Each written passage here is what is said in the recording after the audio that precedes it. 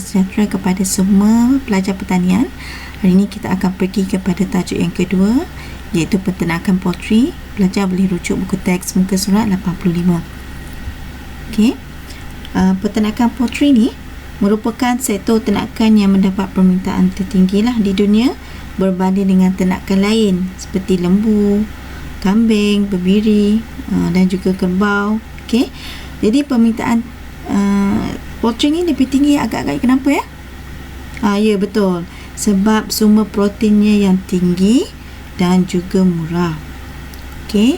Kita lihat pula definisi poultry. Poultry ialah sejenis kumpulan burung atau ayam yang diternak khusus untuk mendapatkan sumber daging atau telur. Okey, peternakan ayam merupakan peternakan yang lebih komersial lah, yang dijalankan di Malaysia. Jadi kita ada beberapa jenis, iaitu ayam pedaging. Okey, ayam pedaging ialah ayam yang diternak untuk mendapatkan dagingnya, atau kita panggil broiler. Okey, ayam ini menghasilkan daging dan mempunyai tumbesaran yang cepat. Okey, contoh ayam pedagingnya ialah Boer Acres. Ni antara contoh lah saya bagi tahu. Okey, yang kedua ialah ayam penelur atau layers, iaitu ayam yang menghasilkan telur. Okey, ayam penelur ni cepat matang, pemakanannya yang lebih efisien menjadikan ayam ni kurang menghasilkan bekalan daging. Okey, contoh ayam penelur ialah Lohman, Isa Brown ataupun Golden Comet ya. Dan yang terakhir adalah ayam kampung. Okey, kalau dulu ayam kampung ni dia diternak secara diri, namun kini dia lebih komersial kerana permintaannya semakin meningkat. Okey, satu lagi adalah peternakan puyuh.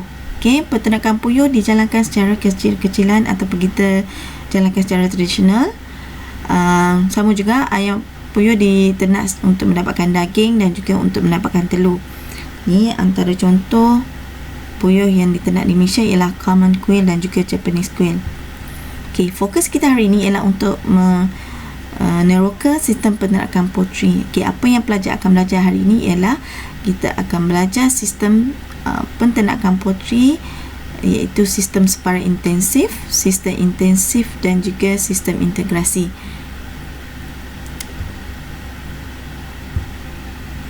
Okey, setiap jenis peternakan poultry memerlukan kaedah peternakan yang berbeza. Jadi perbezaan ini banyak dipengaruhi oleh kemajuan teknologi. Okey, kita tengok yang pertama ialah jenis peternakan secara intensif. Kalau kita nampak kat depan ni, ada terdapat dua kaedah, iaitu kaedah lepas bebas dan satu lagi kaedah ialah reban mudah alih. Okey, kita akan tengok secara intensif dulu. Okey, apa yang dikatakan sebagai sistem peternakan secara intensif? Sistem peternakan ini merujuk kepada sistem peternakan yang punya keluasan berpagar di sekeliling reban. Okey, nisbah minimum keluasan reban dan ruang berpagar ialah 3:7, di mana 3 itu merujuk kepada bahagian bangunan, manakala 7 merujuk kepada bahagian kawasan berpagar. Jadi kadar muatan yang optimum sebuah reban ialah 18 ekor untuk setiap 1 meter persegi. Ternakan akan berada di dalam reban pada waktu malam dan di luar reban pada waktu siang. Okey, sistem yang kedua ialah sistem peternakan secara intensif. Okey, ada 4 kaedah yang boleh digunakan, iaitu sangkar, lantai tinggi, sarap tebal dan juga reban tertutup. Okey, apa yang dikatakan dengan sistem peternakan intensif? Okey, peternakan intensif ni ialah ternakan berada di dalam reban secara berterusan atau sepanjang masa. Okey, keperluan disediakan sepenuhnya dengan menggunakan teknologi terkini. Okey, seperti peralatan pemberian makanan dan juga minuman secara automatik.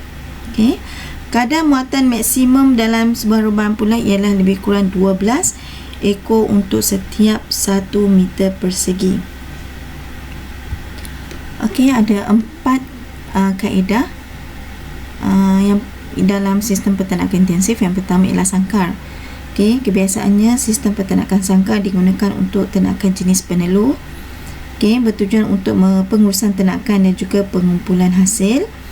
Jumlah ternakan dalam sangkar sangat terhad. Jadi rekaan bentuk sangkarnya terdiri daripada jenis bertingkat, bersekat dan juga tanpa sekatan, dan bahan sangkar diperbuat daripada dawai mata punai ataupun BRC. Okey, kaedah kedua, lantai tinggi.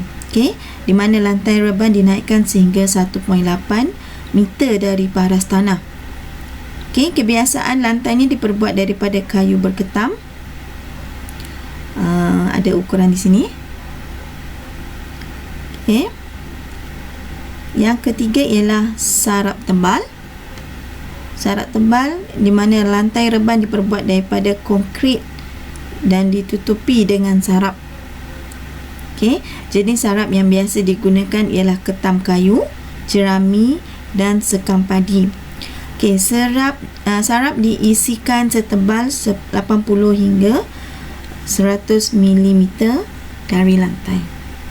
Okey, ataupun 10 cm.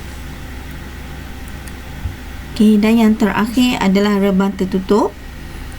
Okey, reban tertutup sepenuhnya sepanjang ternakan berada dalam reban menggunakan teknologi terkini, iaitu pengurusan reban dan ternakan secara automatik.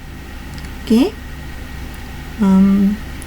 Reban terdiri daripada reban sarap tebal, lantai tinggi dan juga sangkar. Okey, mempunyai pengudaraan yang baik, persekitaran yang selesa dan kawalan keselamatan yang berkesan. Okey, reka bentuk reban juga ringkas menggunakan struktur besi dan juga aluminium. Jenis penternakan integrasi adalah salah satu sistem yang yang banyak diamalkan oleh peternak. Okey, di mana ia menggabungkan kegiatan peternakan pertanian, peternakan dan juga perikanan di dalam sebuah kawasan. Okey, ada dua cara lah, sama ada menggunakan ternakan ayam dengan ikan dan juga ternakan ayam dengan tanaman.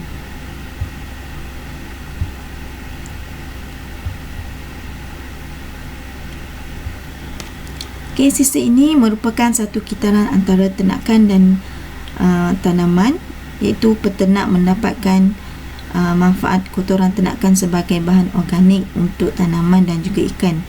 Jadi ada 4 hasil utama sistem peternakan integrasi ialah sumber makanan, iaitu kita mendapat daging dan juga telur. Pada masa yang sama, ia membekalkan makanan kepada ikan dan juga tanaman sebagai biogas dan juga baja organik. Jadi cikgu harap para pelajar dapat mengenal pasti ataupun dapat memahami 3 sistem peternakan yang dijalankan secara komersial. Okey, jadi pelajar juga dapat kena pasti jugalah kebaikan dan juga kelemahan bagi setiap sistem. Okey, kita dapat lihat yang di sini. Kalau kita tengok sistem peternakan secara intensif, apa kebaikan dia? Okey, bentuk rebannya yang lebih bebas. Ayam dibiarkan bebas atau lepas. Ayam mencari makanan tambahan sendiri. Kos penyelenggaraan yang murah dan juga kurang pengawasan. Manakala kelemahan sistem secara intensif, kadar produktivitinya rendah. Okey, kehilangan ayam oleh pemangsanya tinggi sebab dia terbuka. Jadi memudahkan pemangsa untuk makan ayam. Ayam menjadi liar dan tidak masuk ke dalam reban, dan juga ayam bertelur dan menetaskan anak secara tidak terkawal. Dan saya harap pelajar dapat baca dekat sini sistem peternakan intensif, kebaikan dan juga kelemahan. Okey, untuk latihan pelajar boleh buat di muka surat 116 nombor 1 hingga 5 sebagai latihan kendiri untuk tajuk ini. Okey, sekian, terima kasih. Kita berjumpa lagi. Assalamualaikum.